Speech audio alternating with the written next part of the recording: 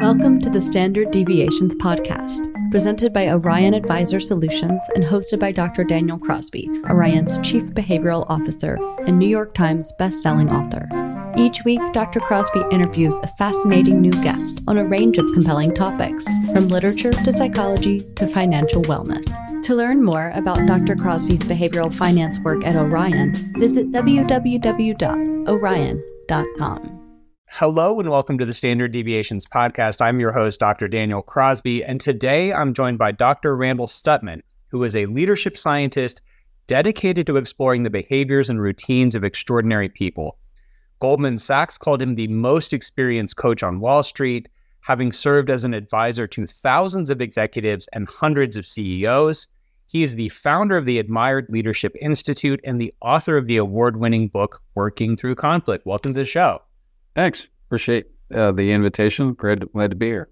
Yeah, no, it's great to have you. So, as I was doing my background and working through some of your writing and your thinking and your speaking, you've had some fantastic podcast appearances as well. One of the things that, I as a psychologist found most compelling is that you take a behavioral versus a psychological approach to leadership. To put it more simply, because I think in finance, we sometimes use those words interchangeably, whereas most leadership models ask, who are you? You ask, what do you do? So can you sort of help us understand the philosophical underpinnings of those two approaches, the differences, and why you've landed where you did? Sure. That's a great question. And it's a primary distinction that we make. Not so much because we have some theoretical bent or some ideology, but we're just, I run one of the larger executive coaching practices in the U.S., and we get asked lots of questions, and we want to have good answers, and good answers are practice, right? And so you want to know what the best leaders do rather than just who they are, why they are. Listen, differences are everywhere. There's no one that hasn't had multiple children that doesn't realize that the children are often very different from one another. And we have siblings on the planet. They're very different. We're usually attracted to people that we marry or partner with that are hugely different than us. And so differences abound. And focusing on those differences is both curious and important because we want to understand who we are and who they are, right? So understanding our predispositions, our personality, the kinds of things that are fairly stable about us helps us understand the why, right? And then once you start focusing on other people and how different they are, you get a better sense of the why, what makes people tick, what makes people talk. And so it's really seductive because theoretically, then is from an explanation standpoint, it's really interesting and it's curious, but it doesn't necessarily make you better. So the problem is I can know that I don't tolerate ambiguity. I can know that I'm not very good with strategic thinking. But unless I have some tools in order to actually do something differently, I don't get a lot better. And so what we focused on, what the behavioral approach does is, so if you look at the best leaders in the world, instead of asking them what makes them different, why don't we ask what makes them the same? And in that sameness, what we're focusing on is practices, behaviors, routines. I use those words fairly interchangeable. A behavior is a single action, a routine is multiple actions. And so what are the behaviors and routines of the best leaders in the world? Can we show them and teach them to other people? And that's our focus. And so we like the psychological view. We were all raised and trained and grounded in it. I was certainly. I'm sure you were, Daniel. But our approach is a little bit different in the sense that it says that's requisite, foundational, but not sufficient in order to really develop and grow you. You need to know some of the things to do differently, not just who you are and what you are. Yeah, there's a couple of reasons why I really like your approach. First of all, I think the focus on differences can get a little bit deterministic, and it can sort of reify those differences. It can be like, well, hey, I'm an introvert. That's not how I do it. Or, I'm a big picture thinker, so I can't be detailed. Or, it sort of handicaps us and makes us over-identify with some of the weaker parts of our personality. And I think that human will and personal freedom and things are bigger and more empowering than that. So I find your approach empowering, and I think it's a hopeful approach and an approach that leaders can be made and not just born, I guess. No, so well said. And what I think is fascinating by what you just said is when you're deterministic, and that is you really believe deeply in that your predispositions, your personality is fairly static, like who you are is who you are, it lets you off the hook. Yeah. Right. It basically says, guess what? I don't have to do certain things. I don't have to be better at that because that's just who I am. Yep. And that's just cowardice, right? I mean, it certainly doesn't produce any development in better leadership or in growth, personal growth. So you can become too deterministic. It doesn't happen for all people, but when we use psychological profiles and it puts you in a box, diagnostics puts you in a box, and you believe in that box, you believe that you're stuck in that box. And some people actually like to think that they're stuck in that box. It can certainly relieve you of the responsibility of being a lot better, right? And you're supposed to get a lot better for other people, not just for you.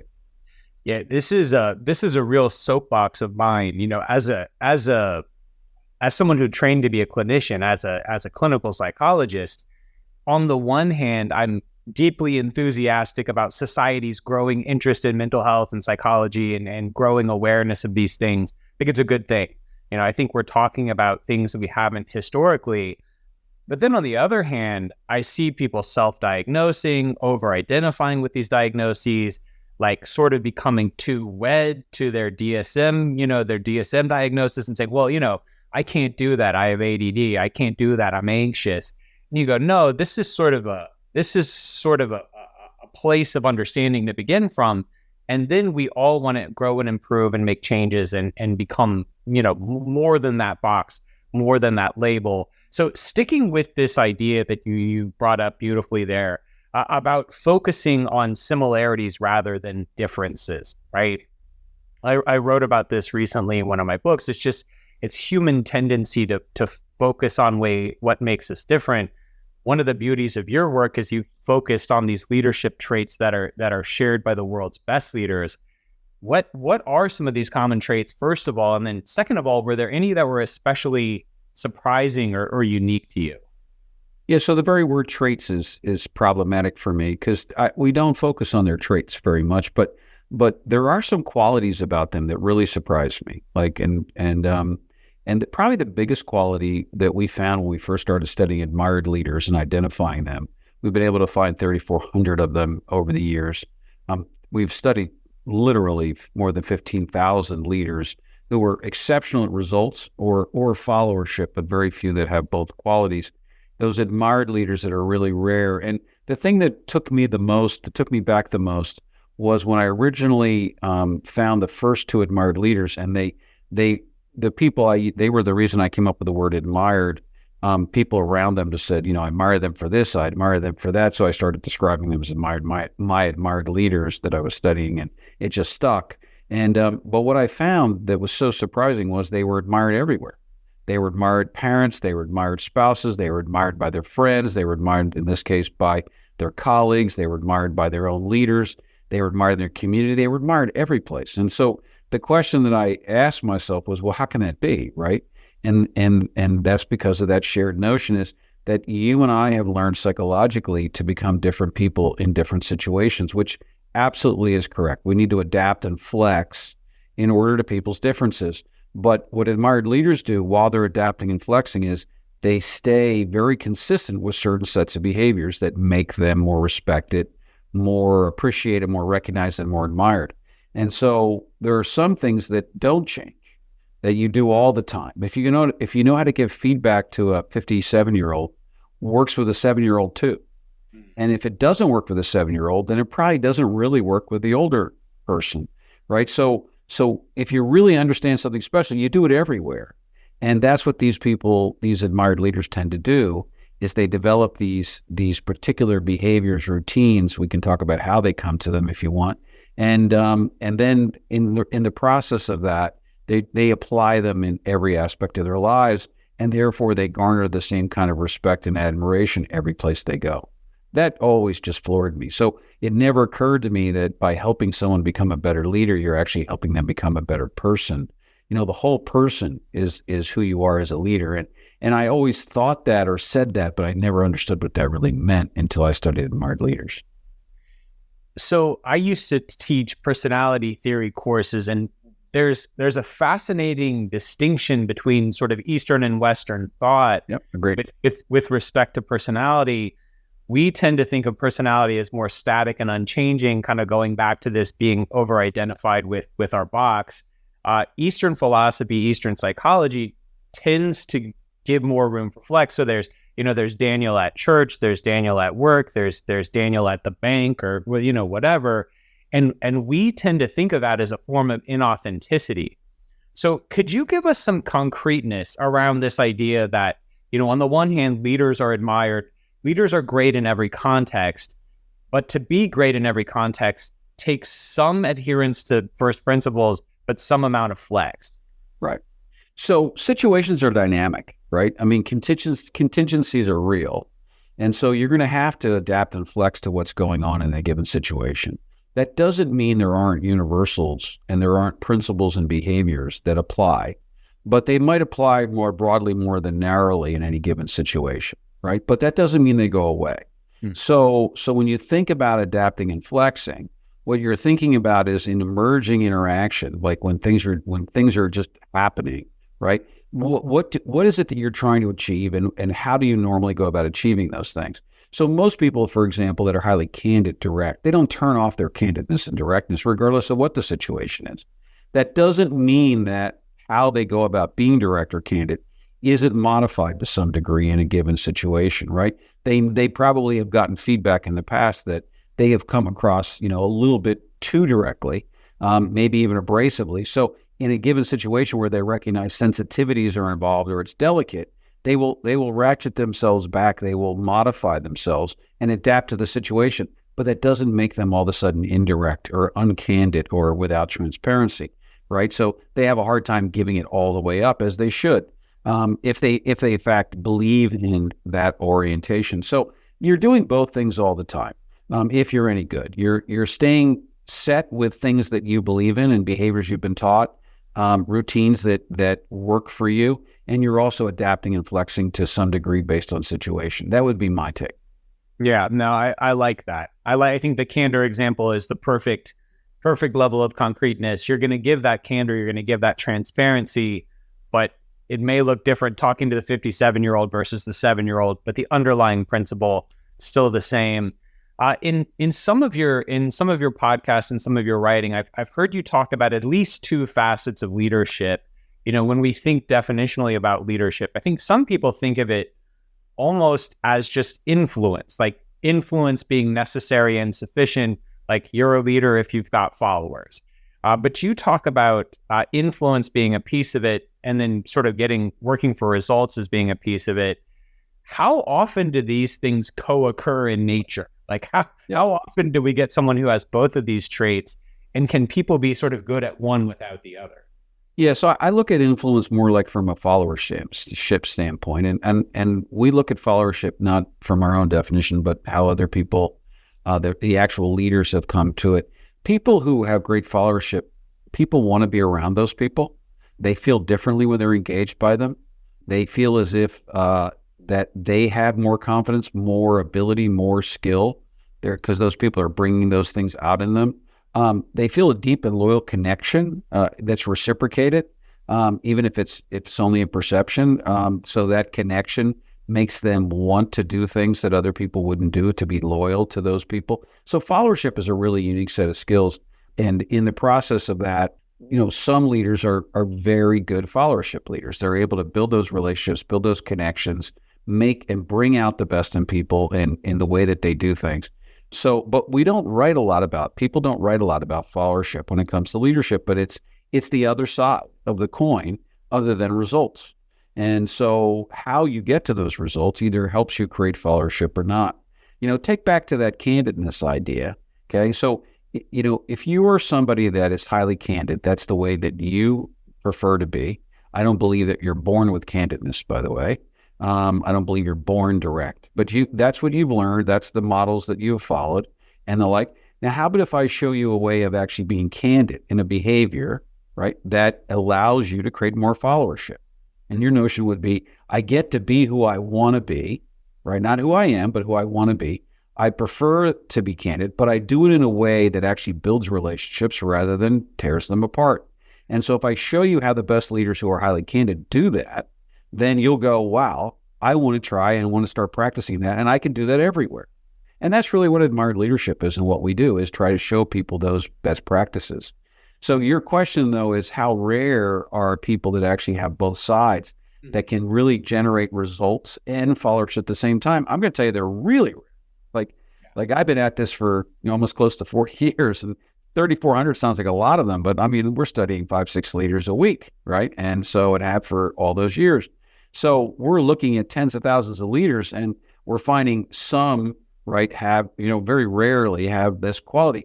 In most organizations, I've never found in a large organization, small one, more than 2 that I'd call admired. Now that doesn't mean that there aren't highly respected leaders in those organizations or aren't good ones.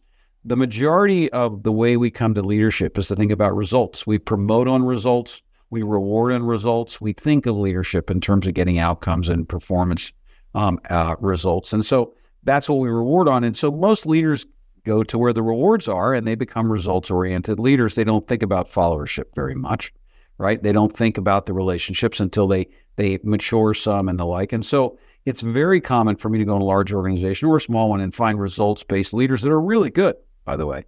Nothing wrong with them. They just don't happen to create followership in an equally extraordinary way. They aren't as good in the followership side as they are on the results side. And then every once in a while, we'll find a handful of followership leaders that are great relationally. They really can collaborate with people and get other people collaborating with others. I mean, they're really fabulous at creating this loyalty with, this sense of loyalty. They deeply understand the people they work with and but some of them don't have the drive to create the outcomes that sustain the organization.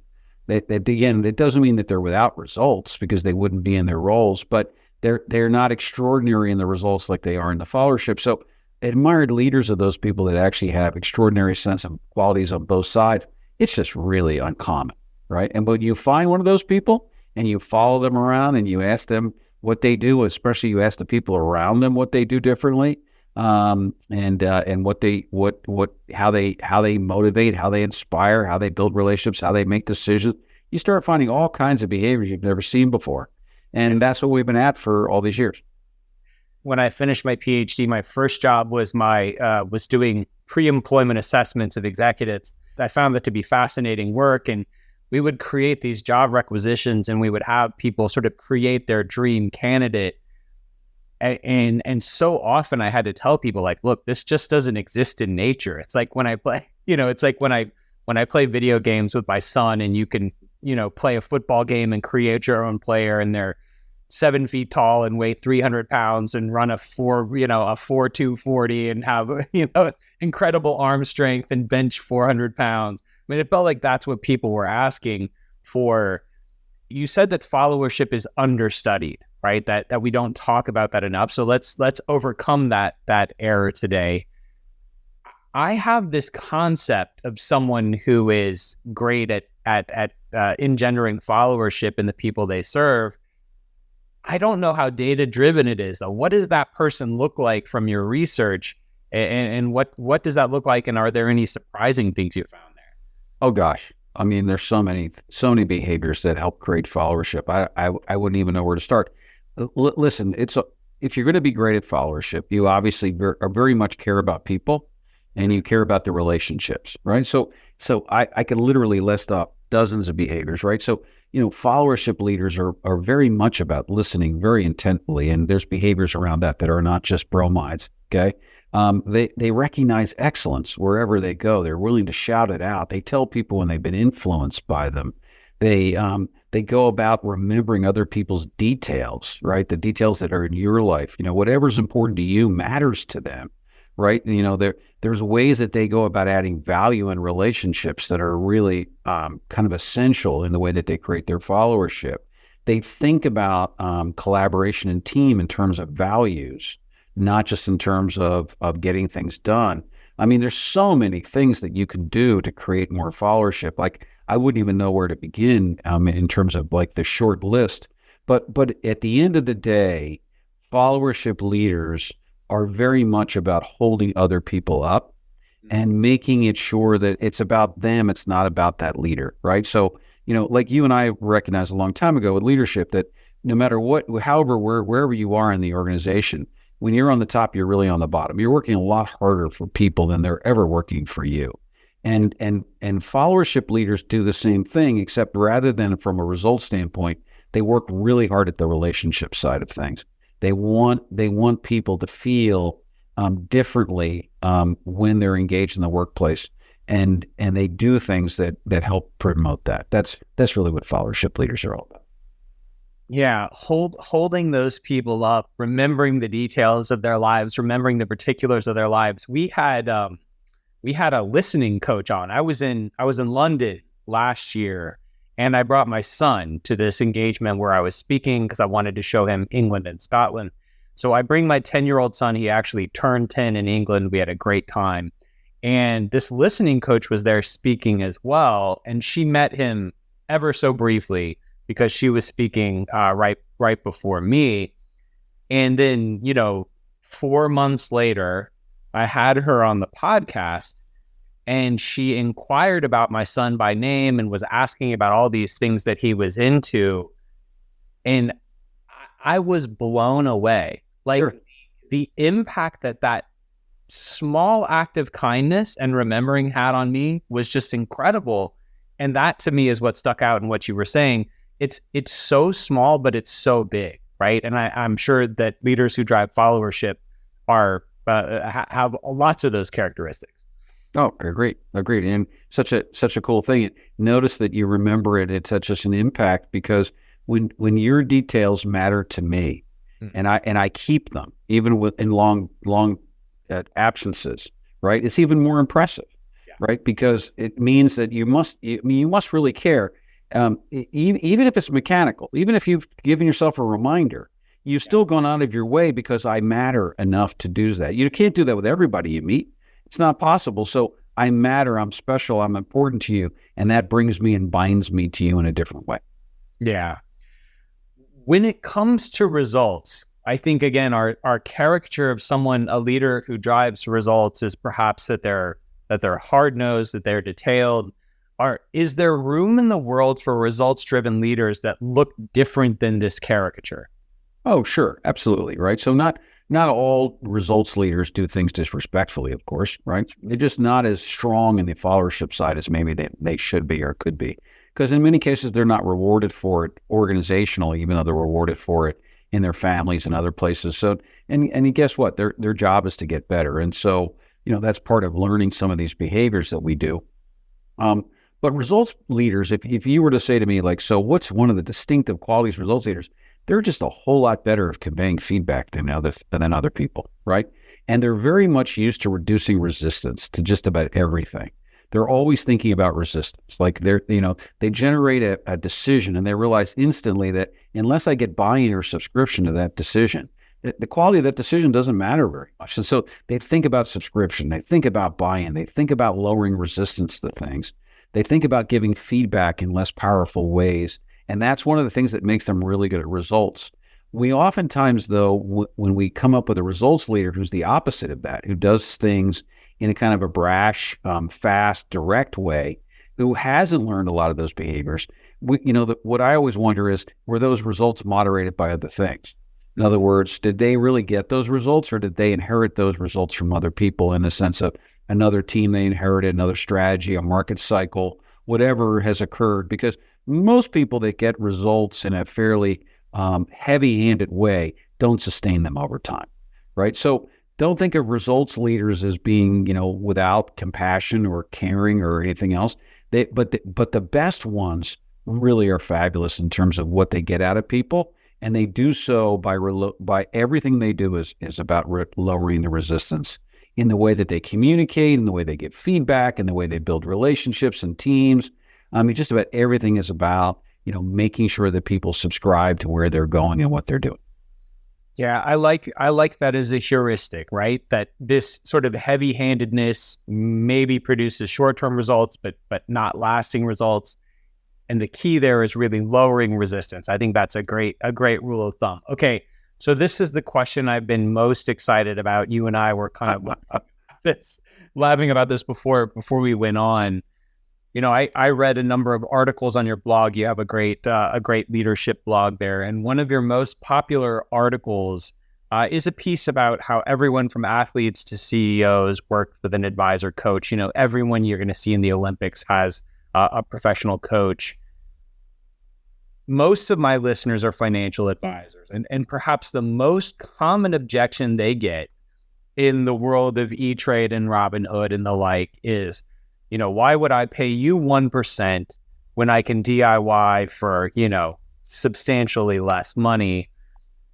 What advice do you give to advisors who would be responding to this common pushback?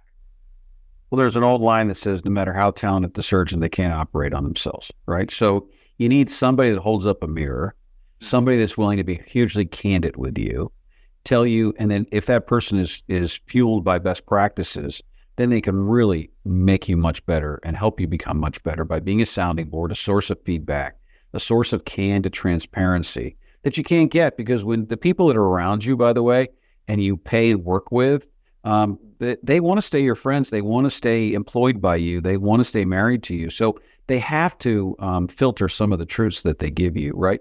What somebody from the outside does is says, I'm willing to be hold the substance of our conversation more importantly than anything else. Your growth and my ability to hold you accountable to that growth matters more. Our relationship is really important, but not to the point where I can't go away. And so I'm going to be hugely candid.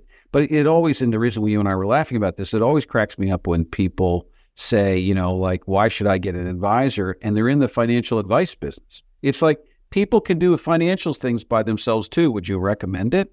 Right? Is that, take your own medicine, right? So if you're going to be basically saying, listen, you shouldn't be out there doing things on your own because you lack expertise, you lack, an ability to be objective to yourself, as well as all kinds of other things that we can help you with.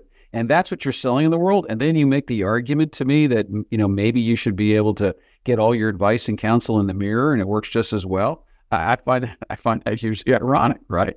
Come on, okay? You can't be telling other people they need advice without you, and then saying you can operate without other people as well. There's experts in everything. Yes, you're absolutely right. There's a lot of people out there that don't have the substance and that only are full of style, that don't have best practice, don't have the ability to make you better. I get that. And so if you run into one of those, I apologize, right? But that's like bad financial advisors. There's a lot of those running around too. Okay. So, but you find somebody that's really good, that's willing to hold you up and in high regard and make you better, man, you better hold on to them tight. And if they're a valuable resource, it's a resource that probably is one of the most important resources of your life. Yeah. I bang this drum pretty hard. The research is pretty unequivocal at this point that the biggest thing a financial advisor does for clients is the behavioral coaching piece, to keep them from making decisional errors, to keep them from making, a handful of big mistakes over an investment lifetime. And that's dramatic. It adds about 8 times as much value as, say, the blocking and tackling of product selection and asset allocation. And I'll tell this to advisors and they'll use these lines on their clients and they understand it. And then I say, hey, well, do you work with a coach? Like, do you have a financial advisor? And they go, well, I know how to do this stuff. You're like, yeah, the technical piece, but you're still human, right? Like you still have emotions. And so I think one of the most powerful things, if we're leading with this message, right? If this is one of our primary arrows in our quiver from a sales perspective is you need a behavioral coach, I think the most honest thing we could do is to have our own. So I think that's an enormously strong selling point, right? So I think, my final sort of formal question and the one that I think is the natural extension of all this, you've told us, you've given us all this great information about admired leaders. Everybody's going to want some in their organization. How do we sniff them out, right? Like if we're hiring people, how can I assess in a relatively short period of time who is and isn't an admired leader? Whether that's, to bring them in-house, to if I'm an advisor looking for a successor, What do you look for in that admired leader in an interview process? Yeah, what a great question. And we could spend a whole, a couple of hours talking about the answer to that question. So if we're looking for people, we're looking for talent. First of all, talent is very different than skill, right? Talent is about potential. It's about how you learn. It's about your ability to grow, and the like. I want somebody that's both skillful and talented. I can test for skill. I can use experience and pedigree and track record and things. I can also put you to some demonstration of that skill and make sure that you have the acumen that I think you do. But I want to ask a lot of different questions about your talent, and I want to make sure that part of those questions are about your character and some of the things that make you up who you've become based on your own experiences and the like. And so there's a lot of things I'm looking for, but I'm going to come at this in two different ways. Number one is I know that I want somebody that's highly self-aware because they're going to take feedback differently. They're going to grow differently. So do they know themselves? Do they understand how people perceive them? Can they read situations? Can they read groups and people? Can they interpret messages? How aware are you? What's happening and how people react to you? How people make sense of you? And not just knowing your own strengths and weaknesses. That's a really important one too, part of self-awareness. And then second, can you regulate based on that self-awareness, right? So I'm really just speaking out of emotional intelligence for a second, right? So can you regulate? But then there's so many other things that I want to look for. But here's the other way I'm going to diverge. When I'm looking for talent, because you use the word succession, right? Successors and the like what's the challenge? What's the leadership challenge? And so I'm amazed at how many people, they know clearly what the challenge is over the course of the next 3, 4, or 5 years, but they bring on people or they promote people to be successors that are not up to that challenge. It doesn't mean they're not good. It doesn't mean that they're not a great athlete. But some of us, aren't great to matching certain challenges because of our skills and the way that we orient ourselves. So I want to know what are we up against? And then who's the best person to bring up with what we're up against on the shirt? Yeah, I want to hire best athletes. Yes, I want to promote best athletes over specialized people. And there's many other features. I want to know how people learn. I want to know what they're grateful for. I want to understand a little bit about where they've created excellence in their life elsewhere. Because if you haven't created excellence in your life elsewhere, and I'm bringing you on, I don't know why you're going to create it here. Okay. I want to learn. There's all kinds of things that I would advise people to do as they're looking, but probably none more than not what the job at hand is, but what's the future look like, and what do I need from this person? And this is the person that can actually rise to that occasion. And so that means I need clarity in terms of what the challenge is, and then I need to find people that can adapt to that. I think there's so much gold there. I want to highlight a few points. Again. One of them is the self-awareness piece. So back when I was doing this work, we would give these potential executives, IQ tests, personality tests, EQ tests. I would sit with them for 3 or 4 hours and do a very in-depth sort of behavioral analysis. One of my favorite questions that I always found was the most telling was we would ask, how would your best friend describe you? Great. And the answers we got were so consistently shallow and lacking in psychological mindedness and self-awareness. I mean, these are people, 7-figure earners, enormously successful. And, I'd say, hey, how would your best friend describe you? And they would say, I'm 6 feet tall and I have brown hair. I hope not. No, they would. And I'm just this is awful. This is lacking in any self-awareness. If you have the self-awareness, you don't have the candor or the bravery to speak up about it. So yeah, looking for that self-awareness is huge. I love this idea of defining the core challenge, right? If you're looking for that successor, what's the short, medium, and long-term challenge for this business? And who is the person for the job? And then that last piece, you said it slightly differently, but what I wrote down was that excellence leaves a mark. When I was doing these interviews, I would always get this answer that drove me absolutely bonkers, which was, why do you want this job? Well, I'm just so passionate about this work. And it's this is an actuarial job. Do you just love, do you just love Excel tables? And I would say, okay, what's the evidence of your passion? Like, great. I'm glad you're passionate about this actuarial job.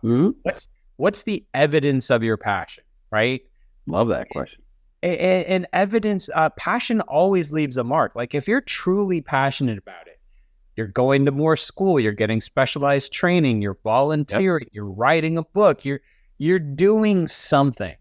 Because passion without proof is pretty vapid. And so I was taken back to my early days as a budding psychologist, and this process I would take people through. I think there's some real gold there. Look for the core challenge, measure that self-awareness, and see where passion has left a mark or excellence has left a mark. Yeah, excellence is an analog, right? So when I set a standard, I reach a standard inside some kind of community, and I've reached an excellent point of excellence. I've created some level of mastery. You've gone through disappointment. You've gotten rewards and punishments that not are always correct. You've gotten lots of feedback. I mean, it's an analog that you can apply to many, many different things. And passion is the same thing, right? I want to add to your question set. I love that question, by the way. But the one that I like the most is, when people first meet you and they don't know you, or they're strangers to you, a brand new team, whatever else, what do they get wrong about you? Yeah. Like what do they learn 6 months later that was wrong, that they just misread you? Mm-hmm. And I'm amazed at the answers to those questions, because most people who are very self-aware are quick to say, oh, this is what people get wrong about me all the time. People who lack self-awareness, they don't even know where to start with that question. They can't even get there. So I love your question about having other people, describe, who you are, because that's just one more sign. I have probably another 10 questions that I like to ask around self-awareness. I mean, you would think self-awareness is really hard to understand or ascertain. I can tell you exactly how self-aware somebody is in about 20 minutes. Okay? I agree. You take that, how would your friend describe you, and how are you misunderstood question that you just offered. You're halfway there, I think. Right. In interview settings, I always ask the interviewers, I go, please just ask this question somewhere during the process. Say, how are we perceiving you? What do we think you're great at? What do we think you're challenged by? What are we cautious about or conservative in your candidacy? What are we excited about? Like, read our minds, okay? And you're going to find self-aware people may not be accurate, but they're going to have a pretty good view. And they're not going to be totally wrong, right, in terms of all that. And people who lack self-awareness, they're going to be like, I don't know. Like, I hope you like me. It's really fast. Yeah. That whole thing, like all these topics we could go deep in and have a lot of fun with. I love it. Well, this has been fantastic. Thank you again for your time. Oh, pleasure. If the listeners want to, buy your book, if they want to find out books. So that book's a textbook. So, it is award-winning. It's probably the most, it's the highest selling textbook in college and in high senior level undergraduate and graduate. I don't want anybody on your listening, reading, working through conflict unless they decide they want to have a master's or a PhD in conflict processes. Okay. So that's what that book's about. So no books. No, we don't write. We have a digital platform with some of our behaviors that you can go to at admiredleadership.com. We write field notes every day that come out every day, 7 days a week, and they're free. I'd encourage everybody. They're just practical best practice tips, and different topics and the like, from relationships to teams to feedback to everything under the sun. So lots of people read them every day and use them for their teams and the like. You can read them in 90 seconds. That's admiredleadership.com field notes. So anything like that, always happy. Our community of people that want to study and think about best practices just continues to grow. You know that the psychological personality-oriented view of leadership is dominant and predominant paradigm and isn't going away anytime soon. So we're a little speck on this large entity that we call leadership development. And but we think it's an important spec, and we encourage people to get involved with thinking about behaviors and routines and best practices, not only personalities and assessments and diagnostics, but that's what we do. Well, I think it's a super compelling spin. I hope people will check out the website, if only to check out the Not About Us section of the website, which I thought was really, really clever and fantastic. So thank you again for sharing your expertise and all these great thoughts today. Pleasure. Thanks very much, Daniel. Thanks for tuning in to Standard Deviations. If you can't wait till next week for more behavioral finance insights, visit www.orion.com. All opinions expressed by Dr. Daniel Crosby and podcast guests are solely their own opinions and do not reflect the opinion of or endorsement by Orion and its affiliates, subsidiaries, and employees. This podcast is for informational purposes only and should not be relied upon as a basis for legal, tax, and investment decisions. The opinions are based upon information the participants consider reliable.